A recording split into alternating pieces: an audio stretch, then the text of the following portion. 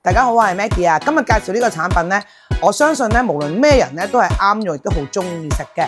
咁呢一個產品呢，我哋可以攞嚟整嗰個粉絲煲啦，可以攞嚟整 XO 醬啦，同埋攞嚟整蘿蔔糕啦、蒸水蛋啦、擺飯面蒸啦，多樣化嘅選擇，點樣做都咁好味嘅，介紹俾大家，一齊嚟睇下先。呢一個呢，我哋公司叫做鮮味蝦米，大家唔好睇佢細細粒喎。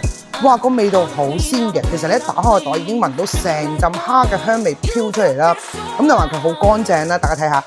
點解我話俾你聽？整蘿蔔糕啱啊，整 XO 醬啱啊，佢細細粒，但係佢個質地咧好軟熟嘅，唔係好似坊間啲蝦米咁樣咧，又硬啊，又煮好耐啊，唔需要噶。嗱一紮抌落去整粉絲煲、整節瓜、滾冬瓜湯，跟住蒸水蛋啦、炒飯啦，甚至乎咁同埋做 XO 醬啊、做蘿蔔糕呢隻係一流嘅。